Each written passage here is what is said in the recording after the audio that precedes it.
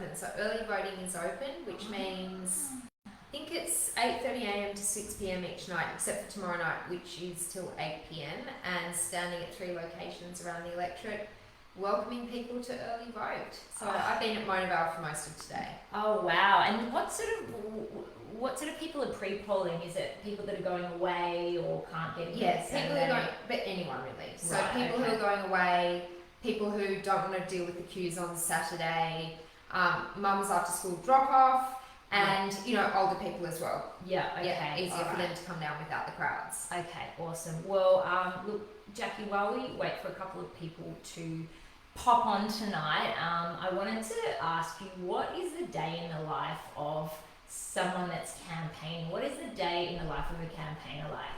Okay, so I'm going to say that I love campaigning because it sort of suits my personality type, and I think it embodies everything that this job is all about. Yeah. And particularly campaigning in our electorate, because it has to be one of the most beautiful electorates. Right. So I can probably tell you about my favourite campaigning day, which would be sort of getting up early. Yep. Probably go to the gym first if I get it in, and then heading to say a banner wave or one of the bus stops that I've been at, and usually with a couple of volunteers. Yep. If it's a banner wave, I think we've had up to 60 volunteers on one banner wave, which is standing on the main road, waving banners, basically letting people know that I'm running as a candidate, because this has always been a Liberal seat, so they may not know that, and also letting them know there's a whole community that supports me as well. Okay. Yeah. And so with a banner wave, is everyone in one spot, or because I've seen some people where there's lots of people in one spot, but then do you have them kind of? I like the staggered one. Yeah. I like the staggered one because it covers more distance, and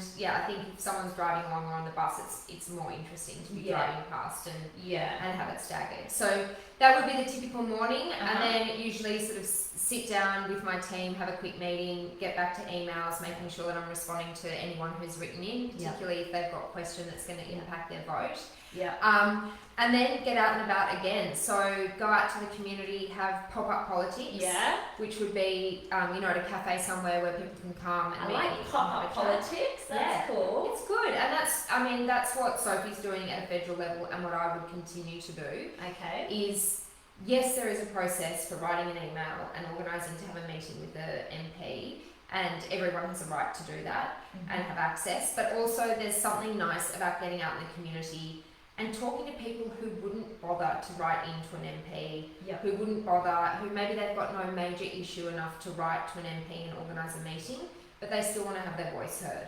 So instead of waiting for them to come to you, it's about you getting out in the community and just listening to people as they go about their day, and in a casual environment as well. It sounds so much more authentic. Exactly. Being able to get out, and also you must learn so much about people when you see them in their environment, in their work and small environment. businesses, like going out to small businesses and different pockets of the electorate. So on the perfect campaign day in this electorate, it would involve getting on a boat as well. So that would have to that would have to be the best when you.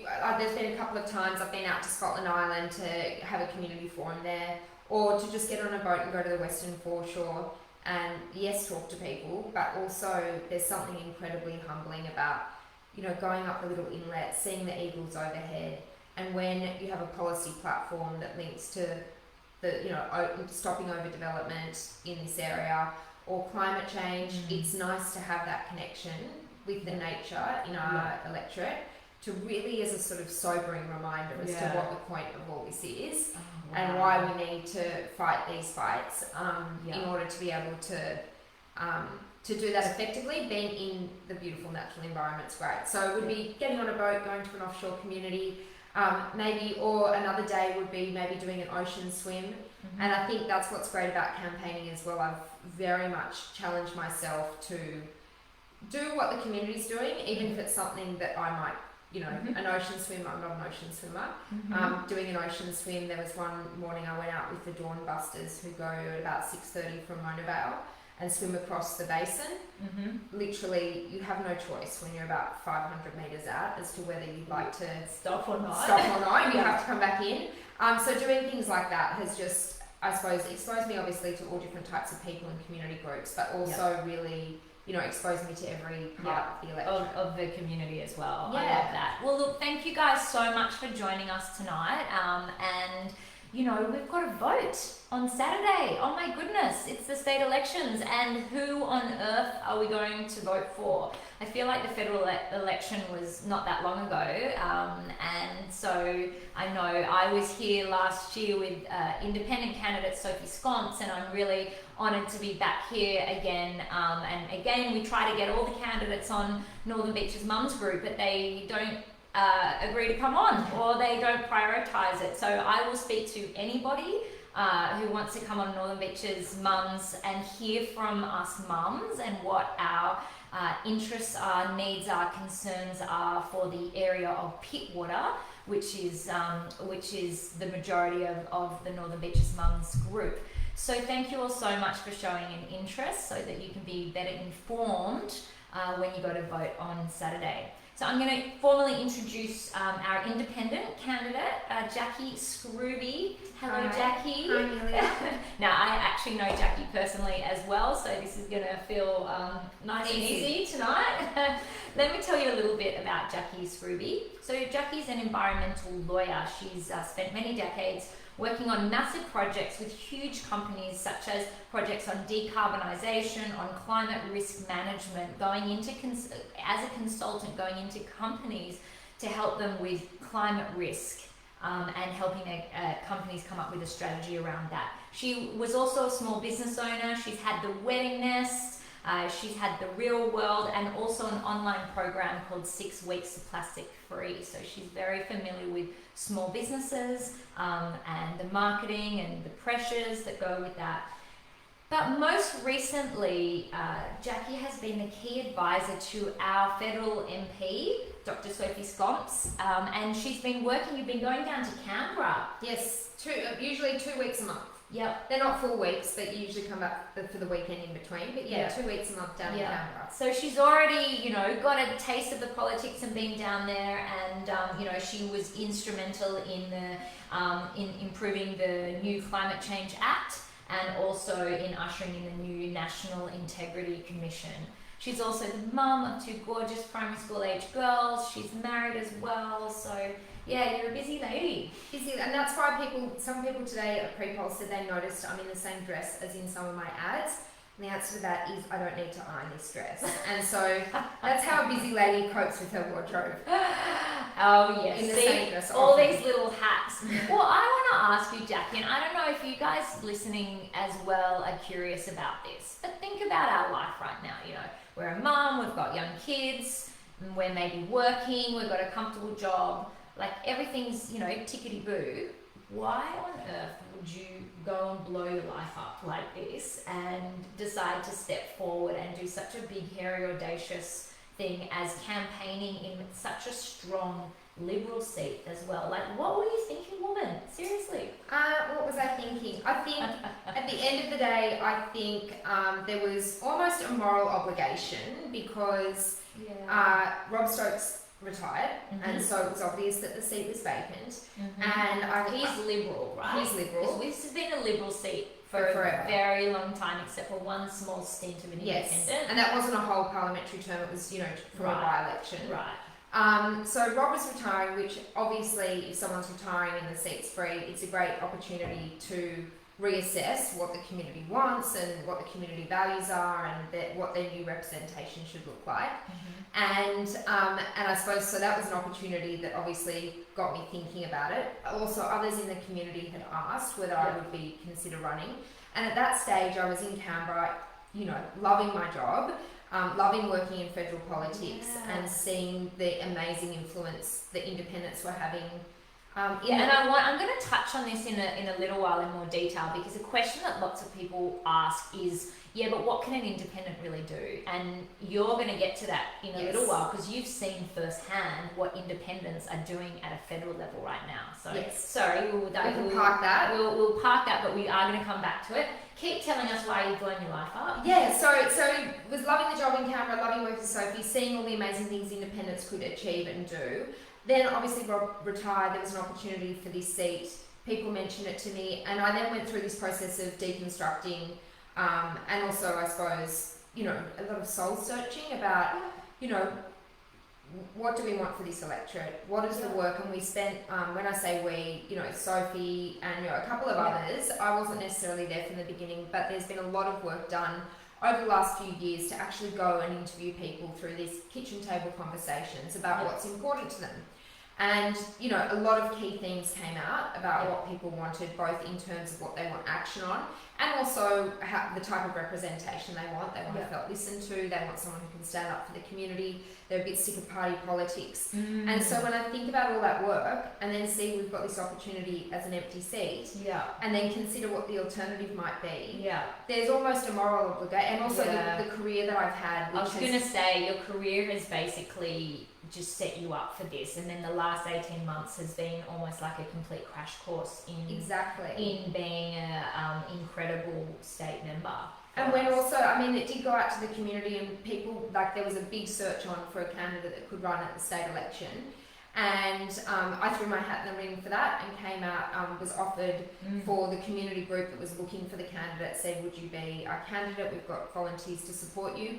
And I suppose there is that complete alignment really with what I've done for my career, how I've listened to the community and how I would love to represent the community. My belief and I suppose evidence-based experience that independents have a very, very valuable role in Parliament. And then the opportunity with Rob retiring. And so I suppose the stars aligned. And for me, it doesn't, while I had very intense conversations with my family about the commitment, because it's a huge commitment. You're out most nights at community events, you're in Parliament during the week, and then you're working either developing policy or on constituent, helping your constituents. While I had those conversations, it also seemed to me, when you reflect and go, you've got one life, you've got these things that weigh heavily on your shoulders in terms of, I've always wanted action on climate change. I've always, been a community-focused person, and you think, well, this is an opportunity. It would be silly not to have the chance to represent the community. So it actually feels like it's on purpose rather than it being something that was constructed. And look, no matter where your politics lie out there, guys, I think that you've got to appreciate as a mum, for someone who's got 2 young children, to agree to do this and put their hand up. Love your policies, hate your policies. I think we're all very respectful of your bravery. And anyone in, whether it's councillors, whether it's, state or federal politics, it is a service to the community and it's a privilege. And, I think everyone who puts their hand up and does it, for the right reasons, deserves a pat on the back. Let's talk about community, because I've got some interesting research that's come out from you guys, from the community, and I just wanted to make everyone aware of what the main top 10 local issues were. So our current MP, Sophie Scruby, did a huge survey that went out, that got responded to by 3,402 local residents to tell us what their top 10 issues are. And I'm just going to read those off. And for those of you listening, you might want to see if any of these resonate, and you might want to have some questions for Jacqui. So feel free to either pop them in the question box, or you can, DM her later on. But basically, the top 10 issues that I know you're across, but number 1 was protecting our local environment. Number 2, hospitals and health services. Number 3, overdevelopment. Then it was major road upgrades, Wakehurst Parkway, public transport, mental health services, and I'm going to touch on that later on. We're going to talk about the missing middle, which I think for some of the mums out there, I know it's a real concern for as my kids are getting older. Housing affordability, oh my goodness, waste and recycling, coastal erosion, and then schools as far as increased funding and vocational training. So they were really those top 10 issues. Is that what does that reflect your listening and speaking to the community as well? Yes, and I think the issues, more broadly, I would say, I think this community, even though they've been Liberal voters, have seen the impacts of privatisation on Pittwater. So losing Monavale Hospital to Northern Beaches Hospital, which for a lot of people have had great experiences, and it definitely looks like a hotel when you go up there. Yeah. But it is a public-private partnership, Yeah. which means it's run for profit. It's sort of got these inherent conflicts, which means the service delivery isn't necessarily what it should be. There's actually been an inquiry into it. Yeah. So lost the hospital and lost health outcomes. People are struggling with the bus system. That's also being privatised. So I know, people getting to work and having to factor in 40 minutes extra because some of the buses aren't turning up. Wow. Okay. And PWSA. Yeah. So PWSA for some schools is at risk. Yeah. Because the buses aren't showing Well, up. I know that in our school. I get the emails every week. It's, we're having bus challenges. The kids are going to be late because the buses aren't picking them up on time. And that's because of privatisation and Transport for New South Wales.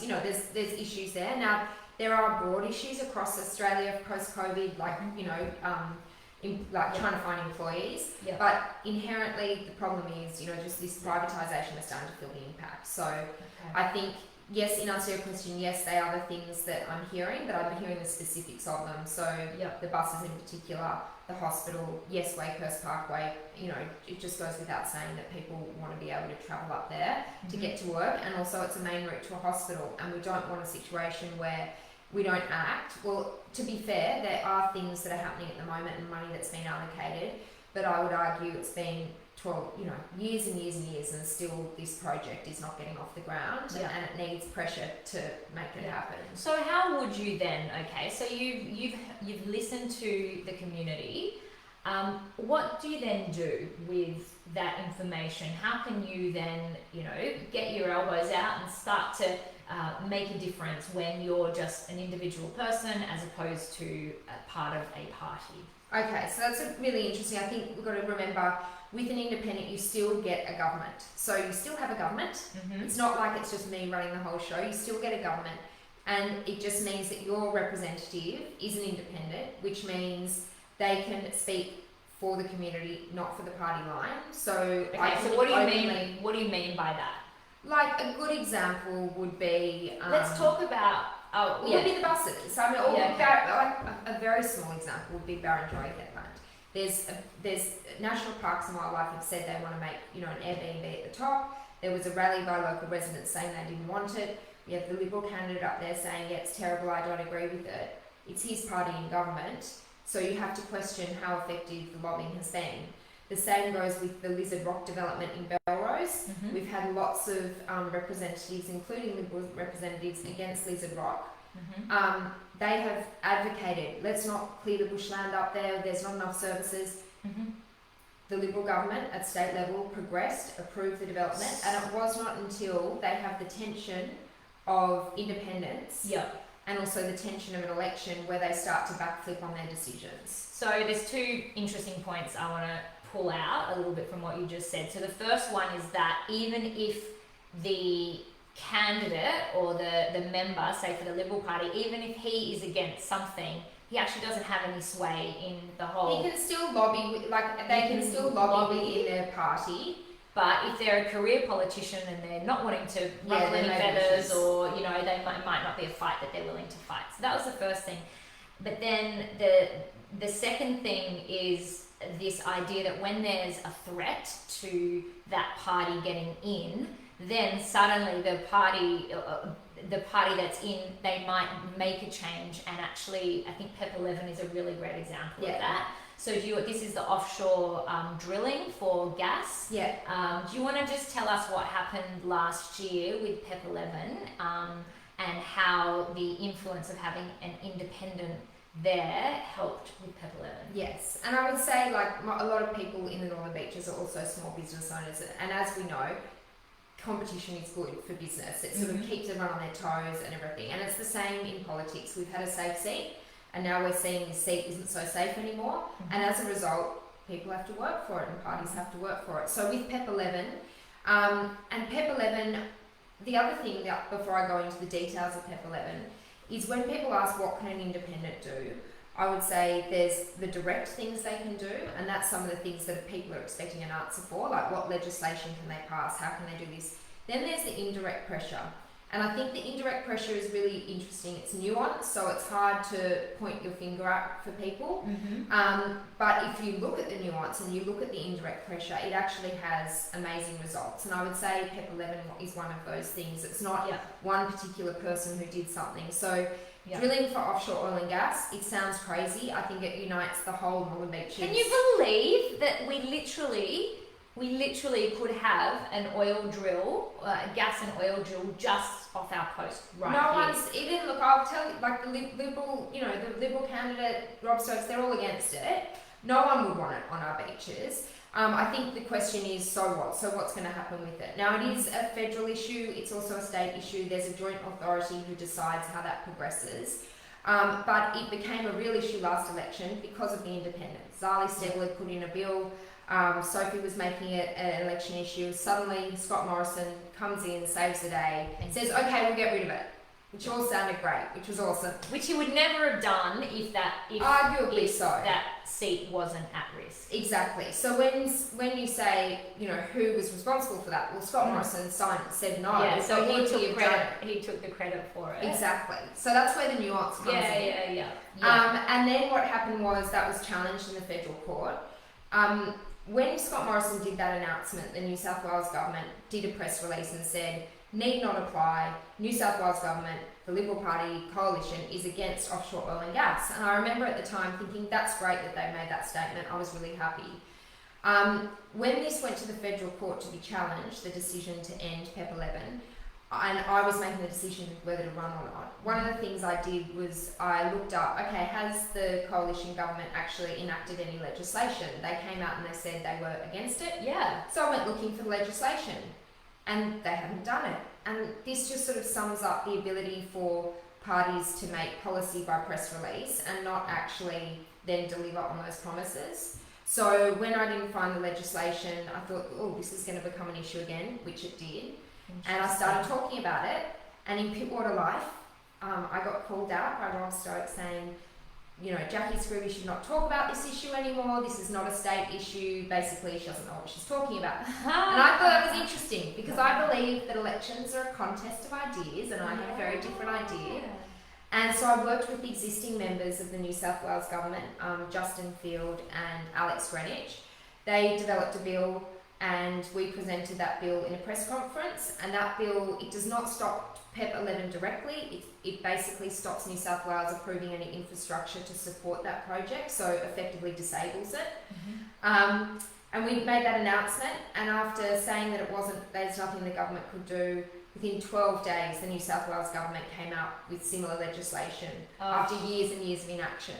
So again, it's hard because unless you're politically switched on and watching this, and it'd be so hard not to notice. And you just that just took you a good few minutes to explain it. You can imagine in a soundbite on Twitter or on a Facebook post or whatever. That's why. And if you miss the news of an independent presenting it, you won't notice that it was 12 days later that finally. So this is where as well, independents stir the pot a bit for the major parties. We push to make good policy better. And we keep them on their toes, and through even this whole state election, we've seen the party literally like whack-a-mole try to neutralise the issues that we're bringing up. And we haven't even got into Parliament yet. So I would say, I would invite, and this comes back to the broader idea of inviting people into their democracy and, I suppose encouraging people to understand those nuances, because it is hard to say, I definitely did that. And the same with Lizard Rock. There was so much community action fighting Lizard Rock. There were so many representatives fighting Lizard Rock. There was the headline then, teal threat, Liberals backflip on Lizard Rock, save Lizard Rock because of the teal threat. Now I probably did, in terms of work, what the community did, hardly any work, but the presence of me standing up to it in an election cycle actually had a huge impact. So I would say to people, independents have that ability to not only have the courage, and I have no policies that I'm getting from head office, create the policies myself from listening to the community and from experts, can advocate on those issues, and can push the parties and have a voice. And, depending on the power balance, it does come down to the power balance. Yeah. If there is a minority government, you have huge influence. Huge. That's like our experience. Let's talk about some stirring the pot and some of those issues that you are really going to challenge and take to state parliament. And I want to, we're all mums on this group here, so I want to really touch on some of the issues that are close to, our mums' hearts. For example, let's talk about mental health. Okay, so obviously we know that the rise in mental health, especially in children, but also interestingly, last year the largest age bracket for an increase in suicide rates was actually men between 45 and 65 years old, citing challenges like addictions, gambling addiction, financial trouble, mental health in our area. What are you hearing from the community, and what are you going to do to help fight for mental health and the missing middle? Yeah, so from the community here if you need it. It's very disaggregated, the help that we have. So there are a lot of amazing community organisations, but understanding if you're having issues where to go and how to get that continuity of care is really hard. Yeah. There's also, as you mentioned, the missing middle, which is people who are probably too serious for services like Headspace, but not acute enough to go into hospital. Yeah, and we hear about this a lot, and I see this a lot on this page where, us mums are posting going, what are we going to do? My child is having, suicidal ideation or whatever it might be, but where can you take them unless you can afford thousands of dollars in psychiatrist fees? And even then there's a long wait list as well. Yeah. And we're in a GP crisis, which is a federal and also a state issue. And I think that's also the issue, is that because we have states and Australian Parliament, there is overlap, and sometimes it's a political football going back and forth. I would like to see better mental health services at Northern Beaches Hospital. And again, actually the New South Wales government promised more services there. They haven't been delivered. So this is where, I don't identify as an auditor, but I do feel that independents play this role to actually make sure governments deliver and make sure that you're getting the best from promises. Yeah. So if they've promised something before, you'll be able to pull up the legislation and say, guys, where is it? This is what you said. Yeah, great. Okay. So we need to build out the public health services at Northern Beaches Hospital, and also I think there's an opportunity down at the former Mona Vale Hospital site. There's so much land there. What can we do with the land there? So it should, for a start, we want to make sure it doesn't get sold off. Is that privatisation? Okay? It's not on the cards at the moment, but my fear is, a lot of things are on the cards, and then they become on the cards. So the more we can build out, and there are some great services down there. So if anyone's been to urgent care, you'll know that that's great for broken arms and that those not serious emergencies. But again, it's really hard as a parent to know when to go to urgent care, when do I present to emergency. There's not a lot of transparency or information around the different services at Northern Beaches Hospital and also at Mona Vale Hospital. But I think ideally there would be some mental health facility down at Mona Vale, particularly to deal with that missing middle where people are not acute but very serious. Also potentially eating disorder clinic, because we've got South Pacific, which is a private mental health and rehab. So I think something along those lines, or acute psychosis. So there's a lot of opportunities for Mona Vale Hospital to be built out, and I think we need to seize those opportunities. There has been talk of a private mental health hospital up near Northern Beaches, but again, we need more public services as well, rather than just private all the time. In order to be able to have, so everyone has access. So I want to now touch on another area of concern for a lot of us, which is pokies and gambling. Yes. Before we go on from health, I'd say the two banners I sort of hang, or three banners, is climate integrity. For me, integrity plays out by needing more transparency around Northern Beaches Hospital, whether it be the original deeds and some of the agreements that originally were signed, to also, as I said, people understanding what services they can get and making sure we don't have this two-tier system of public and private, which currently exists. And also, going back to what can independents do, the other thing an independent can do is drive and make a big... I was going to say hoo-ha, that's such an old school word. A hoo-ha. hoo-ha, not a hoo-ha, like shine the spotlight on issues that the major parties aren't touching. Yeah. So for me, Such that as is women's health. So women's health, whether it's endometriosis, whether it's lipedema, whether it's menopause, whether polycystic ovarian, exactly PCOS, or even presenting differently in like a cardiac setting. You don't have the typical heart attack symptoms that a male does. There's so much that's been neglected in the way of women's health, and we have less than 30% women in New South Wales Parliament. You know, it would be great. It's great to have this voice in there that if the major parties aren't touching it, you can keep beating that drum till they do. Yeah. So not just issues that affect the electorate, but also sort of issues that affect the state. Yeah, absolutely. Well, look, Connect for Success has jumped on. Hi, Connect for Success. What can local small business owners expect when you get elected? Great question. There's so many of us small business owners. So, a couple of things. Challenging time, can I just say? Challenging time. So, if you've got a Liberal person here, they'd say the answer to good small business is a thriving economy, which is very true because then people can spend on your small business. I'm very critical of some of the measures that the Liberal Party is putting out in terms of cash splashes to everyone that only go to a small group of businesses and yet will increase inflationary pressures, increase mortgages, have a less thriving economy for us all to spend. But in terms of direct help for small businesses, I think there's a couple of things. Firstly, I'm calling for sort of a broad review of taxation. While that's mainly a federal issue, things like payroll tax are state-based. And so payroll tax is crazy to be employing people, and then I remember, thinking how crazy it is to you employ people and you get taxed to employ them. So I think I would always be an advocate for tax reform, also making sure that small businesses aren't treated the same as large businesses, and a good example of some of the advocacy, a good example might be domestic violence leave, where small businesses have to cover 10 days domestic violence leave. This is a federal issue, by the way, but it's an example. Could shut a small business down. Not that we're against domestic violence leave, but I would argue that there should be measures for, say, businesses under $3 million in revenue, that they get treated slightly differently or they get tax credits. Now that's a federal issue, but it gives you an example of the types of ways that if legislation is put in, I would be advocating for small business. Also, obviously, grants, removing barriers. So, in terms of, renewable energy, we've got a great case down at Brookvale where businesses have got together. They've syndicate organised for solar on the roof. Their power bills have completely slashed, but they had to do this whole project overcoming landlord issues.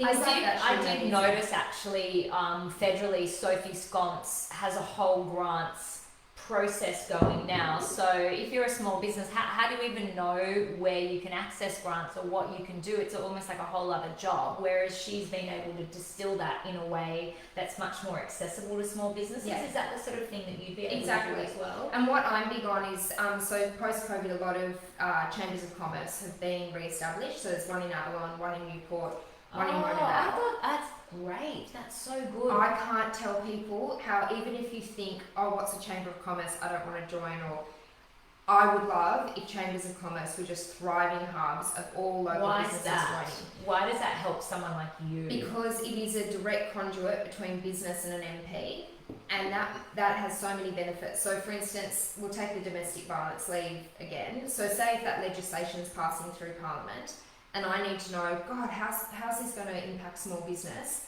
For me to say there's 1 week before the legislation gets entered and you've got to vote on legislation a week later, to ring all these small businesses trying to find out how it's going to impact them is really hard. If I can pick up the phone to a Chamber of Commerce, say let's do a Zoom with all your members on this night, or let's do this survey, I can get this information very, very quickly and know how to advocate for businesses quickly. Now, of course, I can call COSBOA, which is the industry body for small businesses, but they'll be made up of small businesses across the state when I really want to hear what the small businesses in my electorate need. Same with staffing issues, all that kind of stuff. And then I can work out either by going to the government of the day and saying, look, my community's having these issues, or let's work on it together, or can advocate for a particular policy or reform as well. And also the state government plays an interesting role in terms of advertising programs. So I think in a lot of ways, the state government can use their ad budget to do, you know, a local small business drive, or to be able to do creative ways to engage the public to support small business.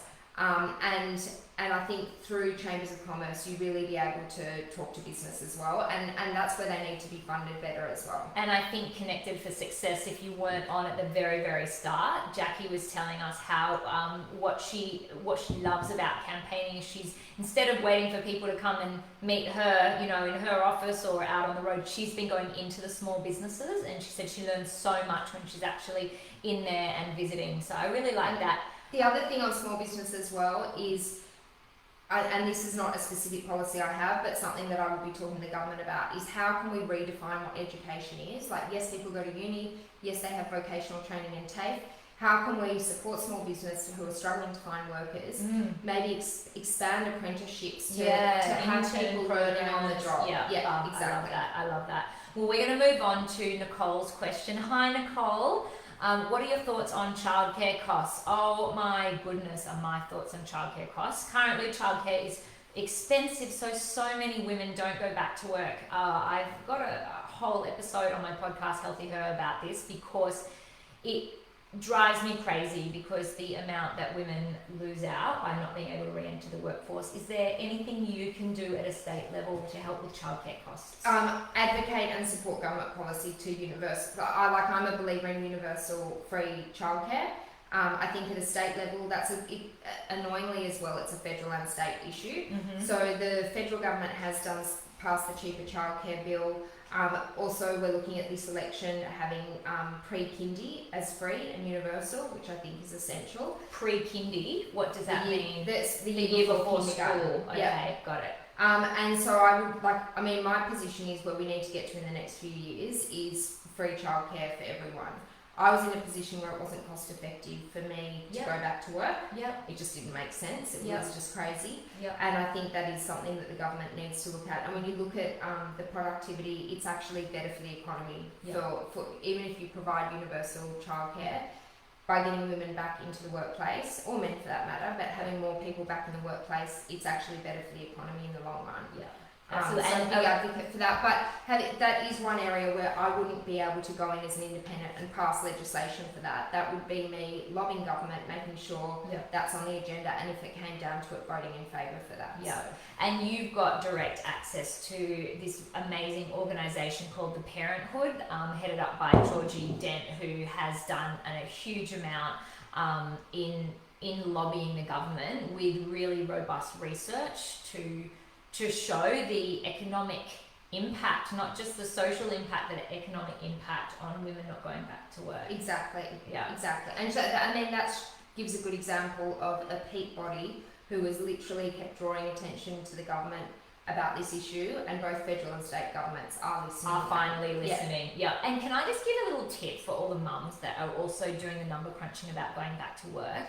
And I wish I knew this when I was thinking about it. Don't ever look at your salary alone. You've got to pull your husband's and your salary. So let's say you're going to go back to work at 50 grand and your husband's on 100 grand. Well, if you just took your 50 grand, then you'd probably be in the negative, in the red zone if you factored in childcare. But then I think it was Georgie that said, no, you put both the parents pool together. 150 grand is our income. And then you pull it out of that, because it should be a cut. Why does it fall on the mother to come out of her to make it cost effective based on her salary? I thought that was an interesting mindset shift. Anyway, the other while we're sort of on these issues as well, I suppose that's broader policy reform where I would be an advocate, but I wouldn't be necessarily entering the legislation to make that happen. An example. Hold on, is that a good or a bad thing? What do you mean by that? Well, that means that that would be for any huge structural reform. It would be me advocating for the government of the day to do that, or supporting that government's agenda. Got it. So, for instance, say there was policy, which there is with one party, to give pre-kindy care. I would obviously vote in favour for it, but I would make good policy better. So I would be pushing for it to go further and say maybe it's 2 years care, or always pushing if the government has policy to make it better based on what my community needs. And an example that's different from that, where it might be one piece of legislation that I enter, would be Alex Greenwich. So in this parliamentary Just term, explain to everyone who he is. so he is an existing MP in the New South Wales Parliament. He's Independent? He's an independent. He holds the seat of Sydney. Which is where? What suburbs? Like the inner city. Inner city, Yep. yeah. Okay. And so he basically, it was illegal to have an abortion until 3 years ago, unless you met certain criteria. He decriminalised abortion. Yep. So Yep. not only was it illegal, it was a crime. Yep. He decriminalised abortion. So that's a piece of legislation he put in. He had a huge campaign to bring policies, you know, both sides of politics together enough to vote on that. And then as a result of that legislation, it's stuff that the other major parties didn't want to touch. Yep. Same with voluntary assisted dying, so euthanasia. Major parties didn't want to touch it. He really progressed that agenda and was successful in getting it passed. Great example. That's a really, really, really, really good example, especially considering what is transpiring in America. And you know, if America sneezes, we catch cold. So you know, The culture wars. Yeah. We're gonna move. And the other area that looking at now is also universal access to abortions and contraception as well. Okay. Well, that segues nicely to our next question from Lizzie. Hi, Lizzie. What would you do to support our loved ones in aged care or those who need these types of care, which is becoming so expensive and I've got, my mum turns 80 next week and my dad's 83, and they're both at a point where I'm now thinking about assisted living and what's going to be the next phase for them, and I can't afford what I would like to put them in. Yeah. What are your thoughts, and is there anything you can do to help? Well, so aged care typically sits in the federal sphere rather than the state sphere. Yep. Having said that, there is so much we can do with local groups. So have you heard of NWP Care? No. So NWP Care is a local group, which basically their mission is to keep people, older people, independent for longer in their own homes by providing either shopping services, DIY, putting in handrails, cleaning, those sorts of things. And I think there's an amazing role to build out those kind of services. Absolutely, because people want to stay at home for as long as possible. So if you know that to avoid aged care. Correct. Yeah, absolutely. And you know, when you say something like this is a federal issue, the thing that I keep thinking about as well is you and Sophie obviously have been working together for the last 2 years. You guys adore each other. You have a very tight working relationship. Surely, if you're getting a lot of this feedback at a local level and she's in federal, surely you guys can collaborate together. You can be lobbying her to go and lobby federal. And there has been like this distinction, but totally, if there's an issue like aged care, I'm just trying to think, like obviously climate's another one where we can lobby together, but we can join forces, lobby on particular issues. So I'd say on the aged care front, it would be improving our health services, so we have access to health services, have the nurses, encouraging people to join caring professions as well. That comes down to this problem. We haven't talked about TAFE yet and university, but really making sure we have enough nurses, enough GPs, enough teachers, and that's multifaceted. So that means glamorizing the workforce. You know, not. I think there's been a lot of a stigma about particularly nursing and aged care. Glamorizing the work, making sure there are easy pathways for people to learn and to enter that workforce, and also housing affordability. You mentioned making sure people can live near where they work. So we're having issues with teachers up the peninsula because they can't get people, and the people that they're getting live too far away, then they don't stay in the job. Same with nursing. We need to have our essential health and health workers and teachers living within 40 minutes of the school or the hospital, which comes back to the issue of development as well. And again, that's best because we don't want overdevelopment, but we do need to have places like there's a Brookvale development currently being looked at, and we need to make sure there's a certain percentage that is assigned for essential workers. Yeah, absolutely. And is this something that aged care, is that something that's been a topic of interest for a lot of the people you've been talking to? Yeah, definitely. And like through the campaign and through Sophie, through working with Sophie, have been going to a lot of aged care facilities and it's about listening to the people there, listening to the children, so the people who who are looking after the family members, listening to their staff, and listening to what the companies that are produced that are working to do what they need. There has been reforms at a federal level in terms of making it mandatory for registered nurses to be on. The problem with it, and this is the same, I'm very supportive of nurse to patient ratios, but we can't also forget the problem is then making sure there's enough staff to fulfil those roles.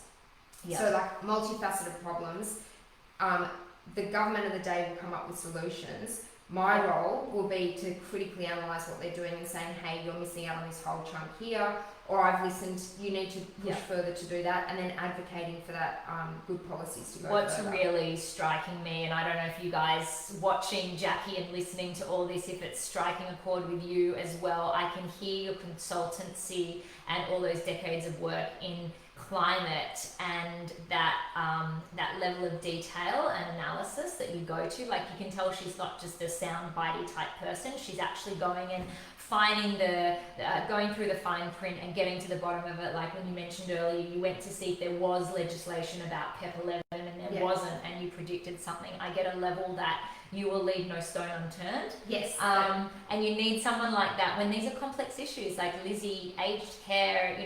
If she came in and she said, I'm gonna, give you a $100 aged care, I don't know, handout or something like that, I think we can all read between the lines and realise that that's probably Band-Aid treatment. But someone like you, I get a level that you and your team will really dig deep to get to the bottom of what the legislation is, and then work collaboratively. And with also sometimes it's obviously, so getting out to the community, continuing to go into nursing homes, go talk to people with parents who are aged, but also calling out if there needs to be a parliamentary inquiry. So there is a method. If I was to think that there are just things falling through the cracks, there's no policy here, the government's not leading on anything, I would call for an inquiry to say we need an inquiry into this issue, where the Parliament basically does a big deep dive. They have witnesses, they have submissions. They call people in to have an upper house, or it's called Legislative Council in New South Wales Parliament. Well, you're going to eat it up in there. But to have an inquiry, so something that an independent can do is really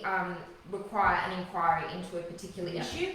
And then as a result of that inquiry, there will be recommendations, as there was for Northern Beaches Hospital. And then the recommendations the government must respond to and say what recommendations they're going to implement. So I think as an independent, calling out when an inquiry is needed. That's huge. So then the right solutions can be assessed, not just by one independent, but actually a body of work is done to determine what the solutions are. Well, look, I want to touch on pokies. I want to touch on basketball.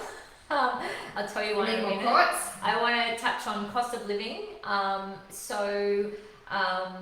if anyone's got any other areas they want me to touch on before we wrap up tonight, please pop them in. And Connect for Success, I just saw that you're in a business networking group. Jacqui, you need to invite me. Yeah, you need to get in and go and, especially, invite me for a session. I mean, I've sitting on a lot of Chamber of Commerce, or even just if you have meeting minutes after the meeting, and some of them relate to issues that could be helped by a Member of Parliament, making sure you're looping the Member of Parliament into those minutes, having a meeting with them once a month, once every 2 months, to make sure that we know what's going on in small businesses as well. So, Jacqui, like pokies, this pokey reform seems like a no-brainer, but it's caused a massive stink. What are you going to carry forward? I know Rob Stokes was for the reform. Yes. I'm assuming you are as well. Yes. But what are you going to do, and why? It's kicking up such a stink, like it's such a no-brainer. Of course we need to get cards so that people that have gambling addictions or shouldn't be there. What are you going to do about it? Well, first of all, I don't have vested interests, so that's like gives me a head start with the major parties. You haven't been lobbied? And Clubs New South Wales is a force to be reckoned with, and they have an incredible amount of influence. So having said that, we all recognise that RSL clubs have an amazing role in our community.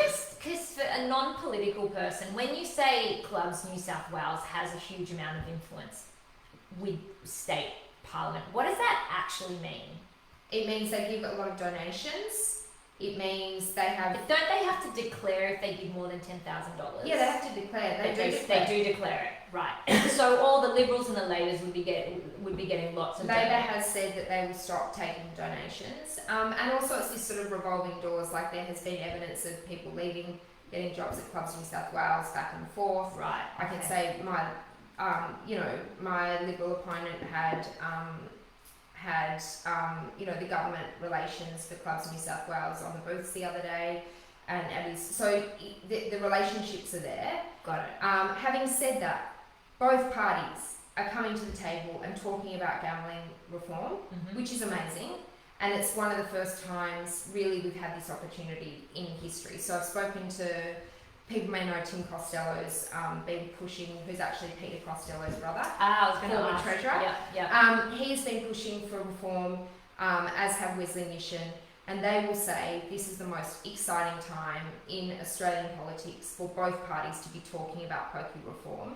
But isn't it just going to get watered down into something? I mean, this is where it's arguably watered down already. So this is where an independent can at least go in there and stir the pot, as you were saying. So stirring. She's stirring. Okay. So the two things: one, same cashless gaming, and also there's been a Crimes Commission report saying the amount of money laundering is through the roof. But then Labor is saying they will do just a trial of 500 machines. Ridiculous. Like, what is that trial? Someone will just avoid it. It won't really work. Yeah. So it's calling out the BS on the Labor side. It's calling out the cashless gaming card. Sounds great, and we need to get there, but also it alone will not be enough. There needs to be further reform. So I've joined existing members of the New South Wales Parliament, including Alex Greenwich, to say we need more. We need, lockouts between, 2 a.m. and 10 a.m. And a whole series of other little tweaks to that to actually make sure we do minimise harm. Okay, I'm going to move on from pokies, but that definitely fills me with a level of confidence. Claire T. Not sure if this has been discussed already. Hi Claire, but I'll review the video later. Struggling, yes, housing crisis was housing affordability has not been fully covered yet, so you've come in at the right time. OMG, housing affordability. What can you do? What can you do for Pittwater to help if you're elected? Well, firstly, it's not the answer everyone wants. There is no silver bullet to the housing crisis as it is, and if we're going to talk short term and long term. So long term, we all want beautiful Pittwater to stay beautiful Pittwater. We don't want overdevelopment. So we need to be thinking, if we are going to bring more housing on, where does that go? Arguably, I would say that we need it further down where there is already more urbanised areas like Brookvale, French's Forest, and ideally not clearing any bushland, because I've been quite open to opposing the clearing of bushland for housing in this area. Then the housing developments we do have, we make sure there's a certain percentage for essential workers and affordable housing. That's long term. So when you say a certain percentage for essential workers, is this where literally certain properties are capped at a certain price for essential workers? Similar to what's done, and there's clever schemes with defence as well. So defence personnel currently have a scheme in which they can enter houses cheaper and buy back. So there are different ways you can scheme for, do schemes. So like the one with defence works really well. We should be doing something. Why aren't we doing that? We're at least having targets for. Okay. But we're having targets for affordable housing. I would argue we need targets for essential workers. And is there anything you can do about rent, the crazy rental situation that people are in at the moment? Well, there's rental and then there's mortgages. So Pittwater is facing one of the biggest impacts of mortgage increases because our mortgages are so high. Again, there's no silver bullet, but I would say one thing is we need to curb inflation. So people are not going to like what I'm going to say next on this forum, but cash slashes are just not the way to go when it comes to trying to curb inflation. So as amazing as it sounds to say, we get back to school, but no one's saying I don't want to stop my creative kids vouchers and I don't want to stop my active kids, but you need a long-term solution. Like back to school, this, it is very concerning the amount of money that the Liberal government is announcing on cash slashes. Because for people in our area, while we'd love that $200, what we should be very concerned about is it's a drop in the ocean when it comes to our mortgage that's just gone up. My girlfriend had a you know, a $6,000 a month mortgage, which is eye-watering as it is, and then she told me it's just jumped up to 10 grand a month. Yeah.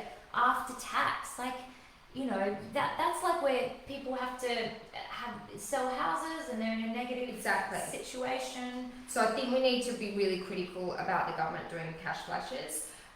Secondly, in terms of renting, there are mechanisms. So that we have an electorate where we've got landowners who have mortgages. We've got people landowners, it's their second house and they rent their house out. We've got a lot of empty houses. And then we've also got renters. So for instance, I'm a renter.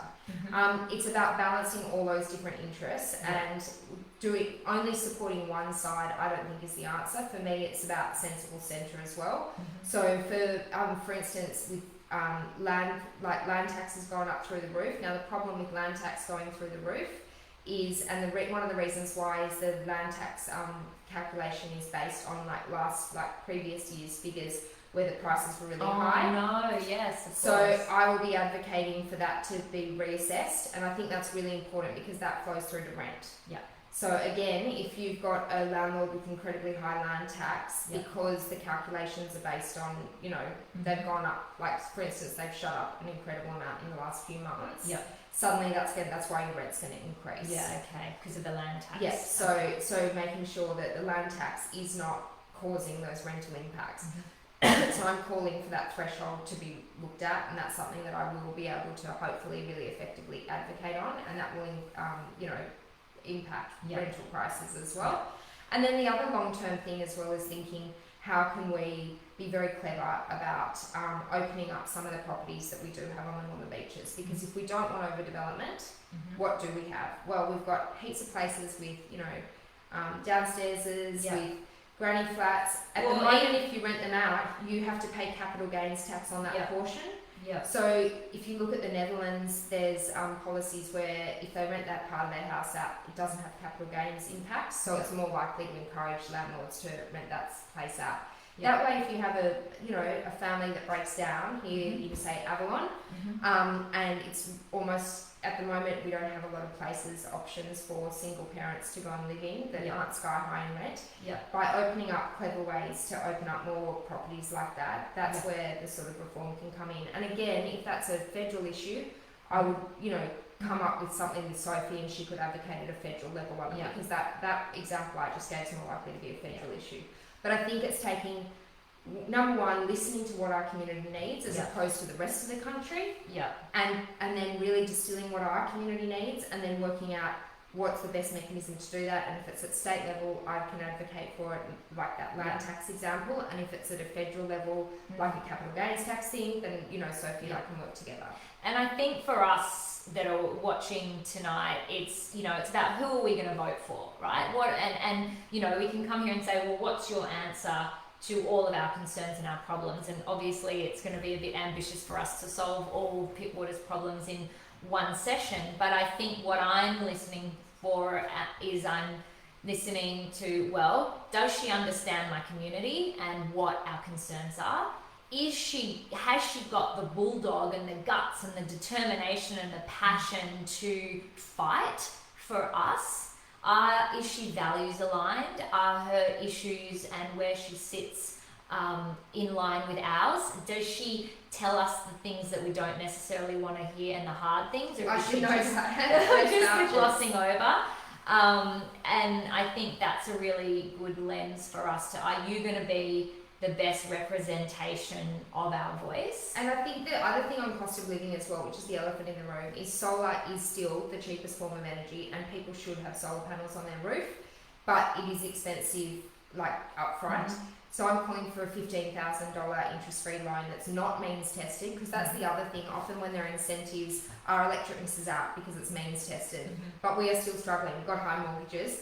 So, and a $15,000 loan is something that, you know, that means that you do pay it back over time, but, you know, you have access to solar during the day, make more batteries more affordable, and literally that's one way to, you know, reduce your power bill, which is a major expense. And then hopefully, if we put the right policy measures in for, say, electric vehicles, suddenly you charge your car during the day, and when it's sunny, you're not paying for petrol. We get into that electrification cycle where everything seems to work and everything gets reduced. Well, I want to wrap up because we're just about out of time. We have had a last question coming from Joanne Summers. Hi, Joanne. How will you ensure NDIS is fair and adequate? That is 100% federal. Yeah. Yeah, I was going to say that's. But again, you want to just reiterate to Joanne about your collaboration with Sophie. Exactly. So say I was talking to someone that had an NDIS issue, like even today I spoke with someone on the polls about an issue that was federal. I straight away call Sophie's office, I make sure they can get in for a meeting, and as first step, I just make sure that inquiry or that issue is dealt with by the right person in Sophie's office. And then if there is overlap, then obviously Sophie and I would get together regularly and work out a way that we were best able to sort of drive reform on particular issues. Yep. Great. I'd say the only other thing to end on is the reason why why I started doing all this, which is we had the IPCC report yesterday about literally, and it's what's that? The IPCC. That's the International Climate Change report. Okay. And it was classed as like the final warning, and anyone who's a mum who gives a final warning, well, sometimes we know there's one more warning, but we know it's pretty much things are not going to be good after the final warning, and so that has sort of stuck in my head two things. One, we really are in a climate crisis. Two, we do have opportunity, and I think at a state level we really need to be pushing governments to go further. So I'm proposing for a start that climate change is considered when we open a new coal or gas mine, because at the moment it's not even a consideration. And secondly, the one thing we haven't mentioned is like saving our native forests, which is just a no-brainer when it comes to a couple of things. One, carbon stores. Two, the economics, because taxpayers pay $12 million a year to cut native forests down. Our kids won't see a koala in New South Wales in the wild if we don't do something about it. So they're set to be extinct by 2050. So we've got to stop cutting down their habitat. And also the native forests get shipped offshore to China as wood chips, the majority of those. So I think there are some major things where the current government says they're great on environment, but it's important to say actually there are some big gaping holes here.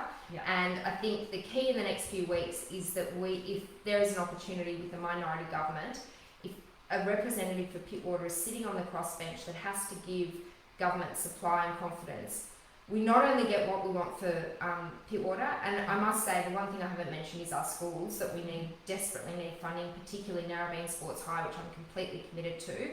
We need to make our schools better for kids. And more basketball courts. And more basketball 200 teams, not people, but 200 teams missed out in our area. You don't get to 200 teams missing out unless there's something that's been neglected for a very long time. I've been up to the Armenian school. They're willing to sort out basically a partnership with and basketball. There are lots of opportunities to get it done. We just need to get it done now. And I think there's a couple of things that in the next few weeks there's an independent voice that can say we need this stuff for Pittwater, we want it to be delivered. But also, this is the stuff at a state level that needs to get done that governments are ignoring, and to literally hound and require action in those areas is an honour and a privilege for our electorate to have that seat at the table in a balance of power discussion. Well, guys, I hope that you found this useful and informative, and you've really got a better sense for who Jacqui is, what her character's like, what her policies are going to be around. I've also popped in there. Oh, I've got to say one thing about Wakehurst Park. Yes, she's firing hard now as we're wrapping up. Even just, being so close to an election, we've had another announcement about funding for the Wakehurst Parkway, and again, it's because of this tension that this is not a safe seat anymore. So it's exciting to see the action that's happening. And I know, oh my gosh, I just saw another comment that I know I have to mention because this is right up your alley. Julie Cooper has said we're losing reserves and parks of noxious weeds in Pittwater. Anything you can do about it. I know that's your so you've got such a green thumb. I know that you'll be all over this. Oh my god, and it's full of noxious weeds. But the Invasive Species Council has a whole list of policy asks which I've agreed to. So they include giving more money to councils specifically to deal with noxious weeds and maintenance there. It also includes, I think restrictions on I can't think off the top of my head. It includes like the Kosciuszko National Park. There's huge issues with brumbies destroying the nature down there. So there's a whole heap of policy asks that the Invasive Species Council have asked for, including more money for councils to manage noxious weeds. So that is on the agenda. Great. All right. Well, on that note, everyone, don't forget to vote on Saturday. I saw one question about locations. It's now. Yes, you want to just quickly rattle them off, and I put the link in there as well if you need to see the map. But yes, please rattle it up. It's pretty much Narrabeen, up to Palm Beach, and then up to sort of Terrey Hills. Terrey Hills area. Okay. And the other thing, when you vote on Saturday, should they just, if they're going to vote for you, how do you want them to vote on the sheet? Do they just tick one for you, or do they have to fill out every box? So you can. So this is in the lower house. You can just write one Jacqui Scruby. But I would encourage, if you're not going to vote for me one, and say you're going to put, for instance, if you're a nurse and you're going to put Labor first, please just number every box, because and put you second. Yeah, put me second. But I think she'd rather you put her first. Of course, but I'm also really respectful if people but feel if aligned. you could wave your magic wand, are you going to have a recommendation of what? No, I'm just going to say one Jacqui Scruby. Just one Jacqui Scruby. But I do recommend for your full democratic right, because what happens, most people don't realise, like say you were a nurse and you wanted to vote for Labor and you put a 1, in this seat there will only be Rory and I left at the end. Okay. The Labor candidate will drop away. Okay. If you don't number every box and your vote's with Labor candidate drops away because he doesn't get enough votes, your vote goes in the bin. If you've numbered every box, then you get your second choice or your third choice. So for full democratic expression, people should really number every box. Okay. That's probably the simplest message. Okay. All right. Well, there you go, guys. On that note, happy voting on Saturday. Thank you for your time and for putting yourself out there. And good luck on Saturday. Thanks very much. See ya. Bye.